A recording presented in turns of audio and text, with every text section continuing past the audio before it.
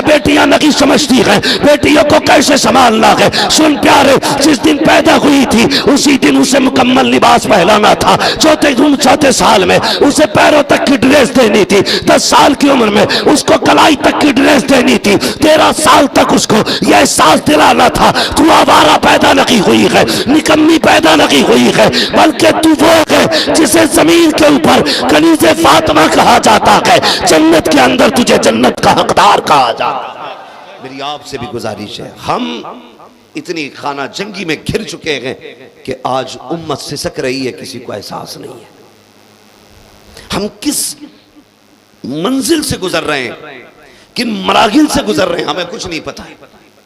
बस हम क्या कर रहे हैं, हमें सिर्फ अपनी अपनी पड़ी है। खुदा के वास्ते बदलो अपने आप को। जलसे कम होते हैं हमारे, कितने जलसे होते?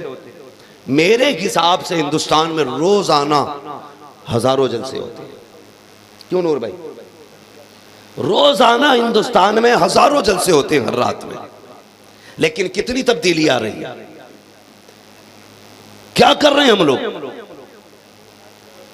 हम कसम खुदा की अगर मैं बात करूं ना तो शर्म आती है, अपने आप पे भी शर्म आती है। जाओ मार्केट में जाके देखो, जब हम तकरीर करते और सुनते हैं ना तो हम फरिश्ते बन जाते हैं, लेकिन जैसी जलसे खत्म हो जाते हैं फिर शर्म तक हमारी नजर से हट जाती है, हया का जनाजा निकल जाता है।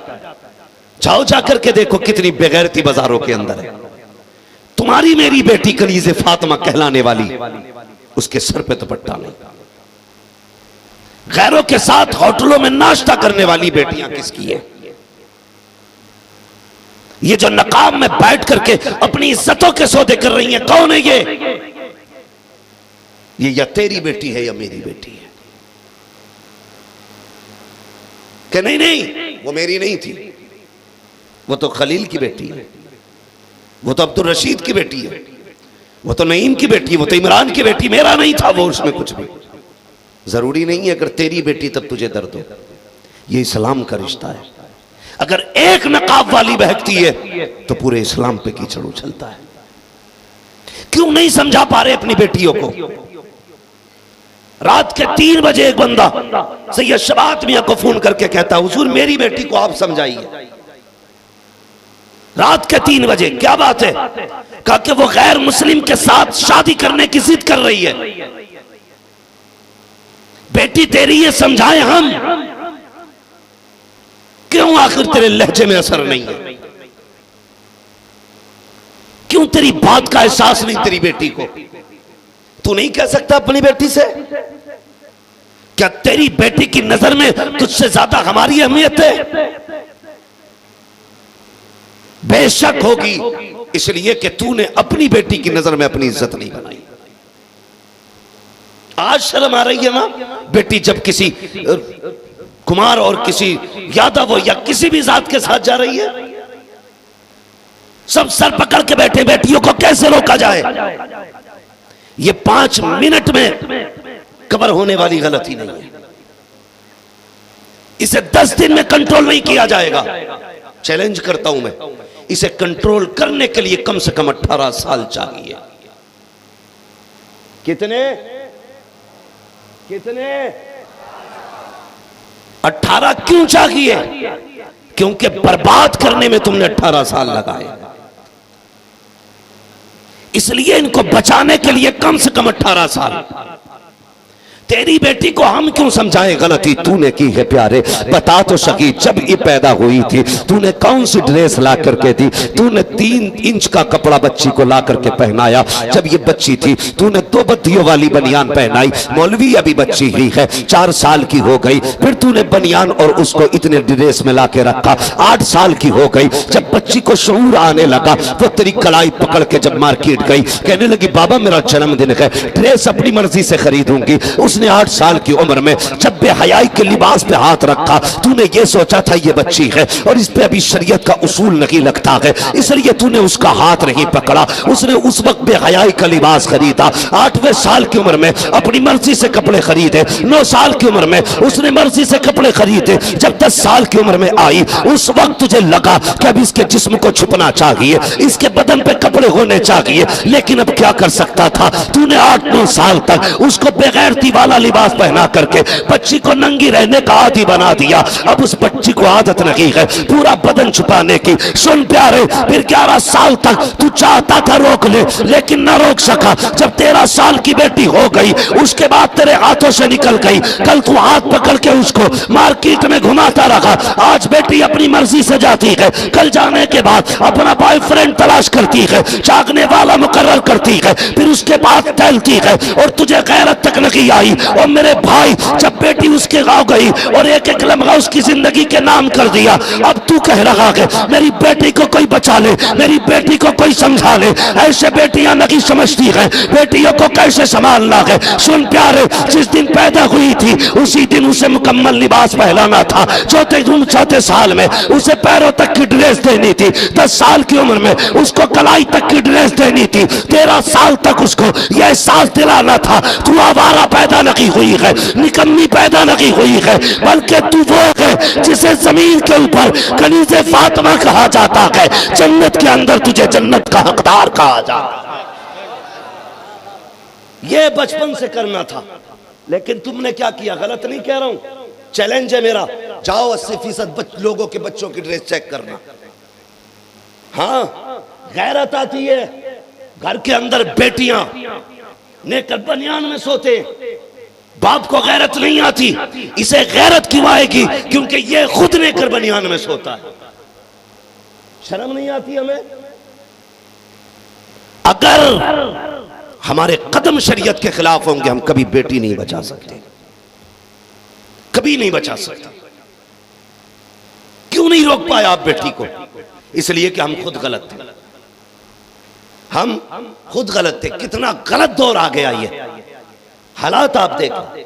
आज बेटी घर से जाती है तो कह के जाती, माँ मैं अपने बॉयफ्रेंड के साथ जा रही हूं, कजिन के साथ जा रही हूं। मुझे तो नहीं पता कजिन का माना क्या था, लेकिन रिवाज बन गया भाई, कजिन के साथ गई है। खलेरे चचेरे फुफेरे मुमेरे सब फ्री। मेरे भाई, जब वो घर से निकली तो हमने नहीं देखा ये किधर जा रही, किसके साथ जा रही है। नहीं, वो भाई लगता है, सगा खलेरा भाई है, सगा मामूजाद भाई है, सगे ताऊ का बेटा है, सगे चाचा का बेटा है। कल जब उसी के साथ मुंह काला करके चली जाती है, फिर कहता कोई तावीज दे दो जो रात रात में लौट आए। बोलो, हम माइंडेड बनते। अगर ये उलमा ये अगर कहते नहीं बेटी को पर्दे में रखा करो, तो कहते जी तुम तो वही पुरानी बातें कर रहे हो, अब दौर रह गया बेटियों को पर्दे में रखने का। हवा चलिए, सब बेटियों को पढ़ाने निकले। अब सबकी बेटियां IAS IPS हो और बेटे सबके गधे। दौर चला, बेटे बेटे पढ़ाए गए। अब दौर चल रहा, बेटी बेटी पढ़ाई जा रही। बेटा पॉलिश कर रहा, जूते सिल रहा, और बेटी IAS हो रही है। अगर वो डिग्री होल्डर हो गई तो इसके लिए दामाद कहां से ढूंढेगा भाई? वो कर लेगी जूते वाले को।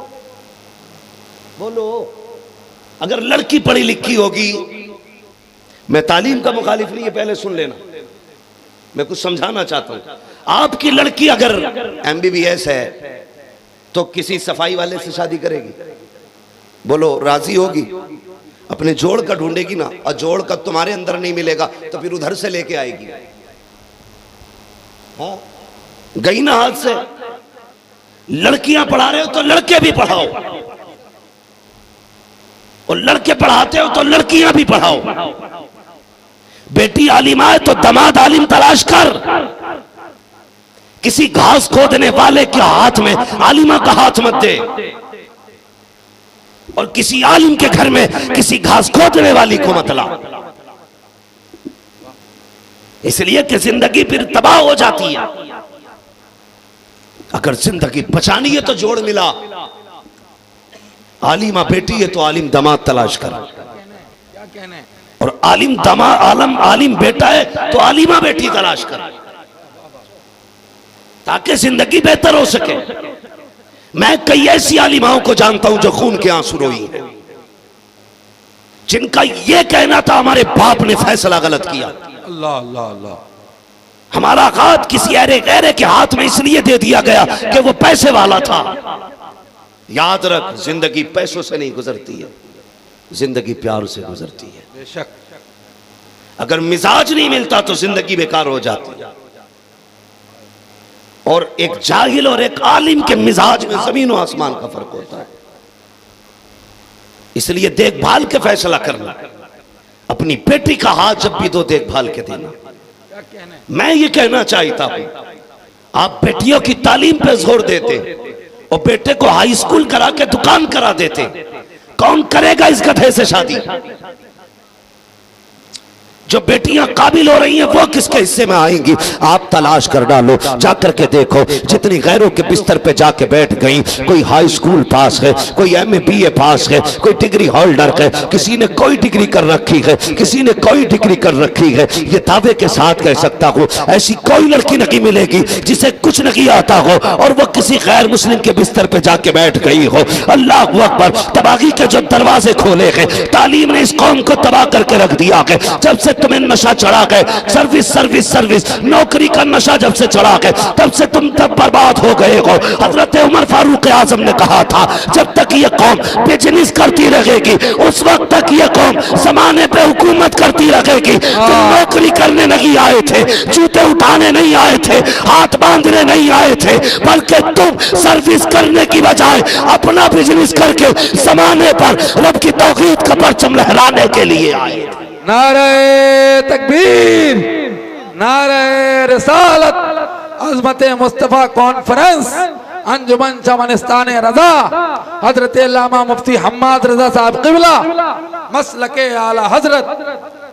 ऐसे बाप में गैरत है, लड़की की कमाई खाने की आदत पड़ गई। ऐसे ही ससुर और दामाद में गैरत, डिग्री होल्डर लाऊंगा, 70,000 उसकी भी और 70 मेरी भी। क्यों? तुम मर्द नहीं है, हिजड़ा है, औरत की कमाई खाने पैदा हुआ है। मर्द वो होता है जो अपने बाजू की कलाई से औरत का पेट पाले। जब से ये आग लगी है ना, हमें डिग्री होल्डर बेटी चाहिए, जनाजा निकल गया हमारी गैरत का। ना पढ़ाएं तो रिश्ते नहीं होते, हाँ, ना पढ़ाएं तो रिश्ते नहीं होते, पढ़ाने भेज रहे तो लौट के ही नहीं आ रही। गलत नहीं कह रहा हूं, लग रही होंगी कड़वी बातें, कैसे दौर में भी क्या बात कर रहा है। नहीं, मेरे हुजूर ने फरमाया था फितनों की जगहों से भी बचना, फितने की जगह से भी बचना, और तुम तो फितने में कूद पड़े। हाँ, इस्लाम तालीम का मुखालिफ नहीं, मगर याद रखिएगा, हया भी कोई चीज है, पर्दा भी कोई चीज है। बेटियों को ऐसे स्कूलों में पढ़ाओ जहां बेटियों की इज्जतें महफूज हो, वाह वाह, जहां पढ़ने वाली भी बेटी हो, पढ़ाने वाली भी बेटी हो। आपकी बेटी ट्यूशन पढ़ने जा रही है, आपको पता है, आप सोच भी नहीं सकते इन गंदों की जो स्कीम और प्लानिंग है ना, जहां पे बच्चियां ट्यूशन पढ़ती हैं ना, बैठने की सिटिंग सिस्टम एकदम ऐसा बनाया गया, इधर भी लड़का इधर भी लड़का, बीच में लड़की बैठाई जाती है। और हम पता नहीं किस ख्वाब में, एक एक बेटी खो दोगे अगर नहीं संभलोगे तो आप। बेटियां खो बैठोगे, अगर बेटियां बचानी है तो निजाम मुस्तफा अपनाना पड़ेगा। डॉक्टर इकबाल ने कहा था कि मोहम्मद से वफा तूने तो हम तेरे हैं, ये जहां चीज है क्या लोहो कलम तेरे हैं। देखो जाकर के, जो टेबल लगी होती है, एक टेबल पे 3 सीटें, 2 लड़कों की 1 लड़की की है। वो बेटी जिसे तूने 11 साल संभाल के पाला, आज ऐसे कुत्तों के हवाले कर दिया जहां जिंदगी और इज्जतें दोनों महफूज नहीं। कौन देखेगा इस चीज को? वो कहती है मेरे बाप को एतमाद है मुझ पे,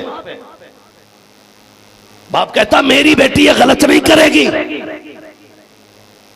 ये नजरिया अगर तू रखेगा मेरी बेटी ये गलत नहीं करेगी तो खो देगा बेटी। सुन, हुजूर ने क्या कहा था, लौ सरकत फातिमा बिन्त मोहम्मद लकतात यदाहा, अगर मेरी बेटी फातिमा भी चोरी कर ली उसके भी हाथ काटे जाएंगे। ये इस्लाम है, ये निजाम है। और तुझे अपनी बेटी पे कितना एतमाद कि मेरी बेटी गलत नहीं कर सकती है, ये तेरी बेटी है। कायनात में हुजूर की बीवियों से अफजल कौन है कोई अफजल? कुरान ने ऐलान कर दिया, महबूब तेरी बीवियों की जैसी कोई औरत ही नहीं है। उनकी अजमतों का ऐलान कुरान ने किया। लेकिन सुन, हुजूर की अजवाज बैठी हैं, वो बीवियां जिनकी तहारत में कुरान की आयतें नाज़िल हुई, जिन पे हुजूर को नाज है, वो बैठी हैं। नाबीना साहबी आ गई। हुजूर ने क्या कहा था? फरमाया था पर्दा कर लो। हुजूर क्यों? कहा मेरा नाबीना सहाबी आ रहा है। कहते हैं या रसूल अल्लाह ये तो नाबीना है। तो हुजूर ने ये नहीं कहा था मुझे तुम पे एतमाद नहीं है, मुझे तुम पे भरोसा नहीं है। नाजवाज ने ये कहा था आका हम पे भरोसा नहीं है, हम पे एतमाद नहीं है। आका ने ये कहा था वो तो नाबीना है लेकिन तुम्हारी तो आंखें सलामत है। किनको कहा जा रहा है? वो जो कायनात की मां है, जो सारे मोमिनों की मां है, उनसे कहा जा रहा है नजरें नीची कर लो, पर्दा कर लो। तो कहता बेटी पे एतमाद है? इतना एतमाद तुझे अपनी बेटी के ऊपर? अगर कहा जाए नहीं जी मेरी बेटी विश्वासघात नहीं करेगी, पता चला अगले दिन भाग गई, हो गया काम, फिर रो रहे हो, फिर कोई नतीजा नहीं होगा। इसलिए मेरी गुजारिश है बेटियों से कहो एतमाद अपनी जगह है, हुजूर की शरीयत अपनी जगह है। पर्दा कर, नजरों को झुका के रख, अपने जिस्म की हिफाजत कर। कहो अपनी बेटियों से, नहीं कहते ना, जाओ जाकर के देखो शादियां मैरिज हाल में हो रही हैं। एक गैरतमंद बेटी तो किसी शादी में अब जाना भी पसंद नहीं करती। पर्दे वाली बेटी शादियों में आज जाना भी पसंद नहीं करती। उसकी वजह क्या है? उसकी वजह यह है कि शादियों में इतनी बेगैरतियां हैं कि पर्दे वाली बेटी का गुजारा नहीं है। पर्दे वाली बेटी का गुजारा नहीं है। गलती हमने भी की है, न तुम सदमे हमें देते, न हम फरियाद यूं करते, न घुटते राजे सरवस्ता, न यूं रुसवाइयां होती। दिल के पपोले जल उठे सीने के थाग से, इस घर को आग लग गई घर के चराग से। अगर कुछ गैरत वाले लोगों ने शरीयत का पर्दा थाम रखा है, शरीयत का दामन थाम रखा है, तो कुछ बेगैरतों ने ठान रखी है हम पर्दी वालियों को बेपर्दा बना के रखेंगे, हम गैरत वालियों को बेगैरत बना के रखेंगे। वो कैसे किया जाता है? सुनो, जब मैरिज हालों में शादी के लिए जाते हो, जाकर के देखा करो जिस जगह पे मर्दों का खाना है वहीं पे औरतों का खाना है। और पर्दे वालियों से ज्यादा इज्जत उन्हें दी जाती है जिनके चुड़ैलों की तरह बाल खुले होते हैं, जिनके बदमाशों की तरह बदन खुले होते हैं, उनको ज्यादा इज्जत दी जाती है। और गैरत आनी चाहिए, गैरत। अगर तुम्हें नजर आ जाए कि कोई पर्दे वाली बेटी आई है, सब कुछ छोड़ दो, उसका ऐसे एहतराम करके दिखाओ कि हर बेटी को रश्क हो जाए और ये फैसला करे जब तक जिंदा रखोगी नकाब फातिमा ज़हरा का एहतराम करती है। जिंदाबाद। और अच्छा पैगाम है, क्या कहने बाबा। जब तेरी बेटी आधे कपड़े पहन के जाती है और नकाब वाली बेटियों को देख के दांत फाड़ती है, कोई कहता ये दादी लग रही है, कोई कहती बड़ी बूढ़ी लग रही है, कोई कहती पुरानी सोच लेके बैठी है। मैं मुबारकबाद पेश करता हूं उन बेटियों को जो ऐसी बदबख्त बेटियों के बीच में भी नकाब पहन के ये बताती है खुदा की कसम फिक्र पुरानी जरूर है लेकिन जलील वाली फिक्र नहीं है, मदीने वाले की दी हुई इज्जतों वाला फिक्र नहीं। जिंदाबाद। अल्लाह सलामत रखे इन फिक्र वाली बेटियों। आमीन, अल्लाह आमीन। हाँ, याद रखना, मैं तुम्हें एक बात बता दूं, अगर सात आसमान सातों जमीनें एक पल्ले में रखी जाएं, एक बेटी की इज्जत दूसरे पल्ले में रखी जाए, एक बेटी की इज्जत का मोल नहीं हो सकती। ये क्या जाने जो नंगी टहलती है, इन्हें क्या पता जिनके सरों पे दुपट्टा नहीं है। मुझे जरा दिल पे हाथ रख के मिंबर से लेकर नीचे तक एक बात बताएं। थाना जानते हैं? थाना पुलिस, नाम सुना पुलिस का? इतना क्यों डर रहे हो? खाली सर हिला रहे हो, पकड़ने नहीं आ जाएगी। जानते हो थाने को? बोलो, अगर बोलो तो आगे बढ़ो, वरना मैं वो बात नहीं करूंगा जो आपकी नॉलेज से बाहर हो।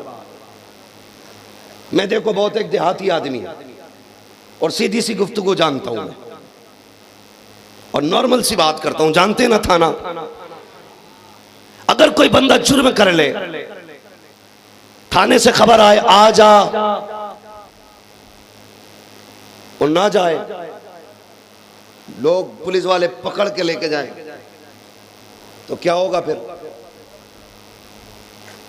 सर्विस होगी कि नहीं? फिर सर हिला रहे हो आप लोग। सर्विस होगी कि नहीं? और अगर कोई अपनी मर्जी से जुर्म करने के बाद थाने चला जाए, तो वही रवैया होगा जो पकड़ने के बाद होता है? नहीं ना, फर्क है।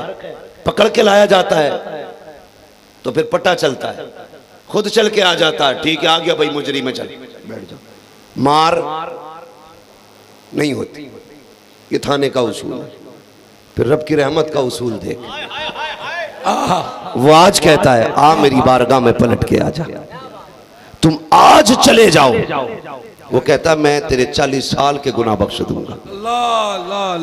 80 साल भी अगर पाप किए लौटा, 2 आंसू गिरा के दिखा, फिर मेरी रहमत देख। 80 साल के बाद भी पलटेगा, रब को करीम पाएगा। ये तो अपनी मर्जी से जाना है। फिर एक दिन वो आता है कि 4 कंधों पे रख के ले जाया जाता है। 4 कंधों पे पलट के कभी अपनी मर्जी से नहीं गया। वो कहता आ जा, मैंने तुझे पकड़वा के मंगाया है, और जब मैंने पकड़ा तो सुन, फिर तू अपने कपड़े ना संभाल सका। तुझ पे पानी डाला गया, तू हिला नहीं, तेरे सतर से चादर सरक गई, थमी नहीं। तुझे जिस करवट पे मैंने डाल दिया, कोई संभालने वाला नहीं था। आ जा रहा है, आ, मैं तुझे तेरी औकात दिखाऊंगा। है मेरी कौम की बेटी, कभी पूछ कब्रिस्तान में क्या होता है जब किसी बेटी को कब्र में उतारा जाता है। ऐलान कर दिया जाता, नजरें नीची कर लो। आज एक बेटी को कब्र में उतारा जा रहा है, किसी की आंखें भी इसके कफन पे ना पड़े। दिल कहता है आज ऐलान कर रहा है। कल जब ये नंगे सर बाजार में जाती थी, तब ये ऐलान करने वाले कहां थे? कल जब बिना दुपट्टे के शादी में जाती थी, तब कहां थे ये नजरें झुकवाने वाले? आज कह रहे हो नजरें नीची कर लो। काश कल कहा होता मेरी बेटी आ रही है, लोगों जरा नजरें फेर लेना। कब कहा? जब दम निकल गया। मेरी बेटी तू नहीं जानती है रब ने तुझे कितनी इज्जत बख्शी है। सोच तो सही, मर्द का इंतकाल हुआ। मैं तो कहता हूं, और सच्ची बात भी यह है, जिस तरह जिंदगी नेमत है उस तरह मौत भी नेमत है। जिस तरह जिंदगी नेमत है, उसी तरह बोल सकते हैं तो बोले, उसी तरह मौत भी नेमत है। उसने जिंदगी दी, कर्म किया, और बालाए कर्म ये कि मौत भी दी है। हाँ, मगर देखो तो सही, जिंदगी में मनमानी करते रहे, मरने के बाद नहीं। मरने के बाद फिर रब की चली। वैसे तो कायनात रब की मर्जी से चलती है, लेकिन उसके बाद तुम में ताकत नहीं थी नाफरमानी की। क्या हुआ? मालिक ये मर गया, फिर इसके कपड़े उतार दे खींच के ना, आहिस्ता से काट काट के उतारना। ये मेरी तख्लीक का शाहकार है। अल्लाह अल्लाह अल्लाह। इसके कुत्ते की तरह मत खींचना इसके बदन को। काट के कपड़े निकाले गए, क्या करना? गुस्ल दे। मेरी तख्लीक का शाहकार है। संभल के नहला, झटका मत देना, कूट मसल के ना लगना, प्यार से ऐसे नहला जैसे मां अपने लाल को सहलाती। ये इज्जतें किसने बख्शी? रब ने। तुम्हें कंधों पे उठवाया। कितना? फिर मालिक किन कपड़ों में? कहा नए कपड़े में कफन दे, और अच्छा कपड़ा दे। वो कपड़ा अल्लाह अकबर। कितने देने? 3। कितने लगते हैं कपड़े कफन में? 3 के 13 कितने? 3 ही लगते हैं ना, ज्यादा तो नहीं लगते इधर। 3 किसके कफन में? मर्द के और औरत के। भाई मैं मुबारकपुर के पास बोल रहा हूं, इस इलाके और आजमगढ़ इस इलाके के बारे में तो ये कहा जाता है कि यहाँ की मिट्टी से भी फकाहत की खुशबू आती है। हाय हाय। हाँ, समझ रहे मेरी बात? औरत के कितने? जोर से कितने? 5 कपड़े। हा? कितने? 5 कपड़े। मर्द को 3, औरत को 5। 2 कपड़े, सीना बंद, ओढ़नी, ये दोनों बढ़ा दी गई। क्यों? एक बेटी को इज्जत दी गई है जो पूरी जिंदगी बिना चादर के टहलती रही। रब ने कहा अब मेरे पास आ रही है ना, नंगे सर ना, सर छुपा के आना है। इसलिए कि तुझ में गैरत नहीं, तेरा रब तो गैरत वाला है।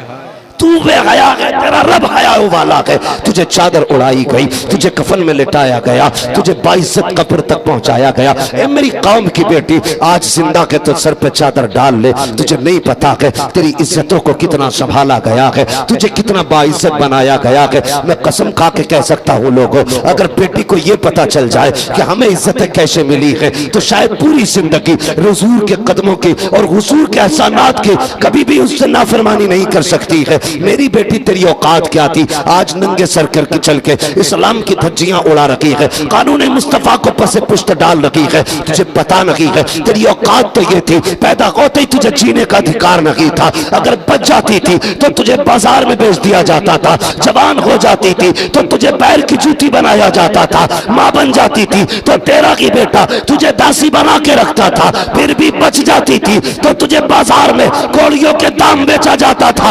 आज जो इज्जतें मिल रही है ये तेरा कमाल नहीं है, ये फातिमा के बाबा का कमाल है, ये अब्दुल्ला के लख्ते जिगर का कमाल है। जब वो आए उन्होंने आके कहा था, ओ लोगों जिसने 3 बेटियों को पाला इज्जत से रुखसत कर दिया, फिक्र न करना, उसकी जन्नत की गारंटी मोहम्मद तुम्हें अता कर रहा। नारे तकबीर, नारे रिसालत, अज़मत मुस्तफ़ा कॉन्फ्रेंस, फैज़ान खानदान अहले बैत मुस्तफ़ा, दयारे हुजूर हाफिज मिल्लत। तवज्जो है आप लोगों की? ये बेटियों के लिए जरूरी है, पर्दा करें, पर्दा करें, बाप की इज्जत की फिक्र करें। मैं बेटियों से सिर्फ एक गुजारिश करूंगा, मेरी कौम की बेटी, बस इतना समझ लेना, अगर तेरी नीयत खराब हो या किसी की बातों में तेरा जहन भटकने लगे ना, एक बार मुड़ के अपने बाप की कुर्बानियों की तरफ देख लेना, सिर्फ एक बार, कि मेरे बाप ने कितनी मेहनत से मुझे पाला, किस तरह से मुझे बड़ा किया, मेरी कौन सी खुशी थी जो बाप ने पूरी नहीं की। उसने बुढ़ापे में लोगों की गालियां खा के मुझे पाला, धक्के उठाए, सब कुछ बर्दाश्त किया, लेकिन बेटी को नहीं छोड़ा।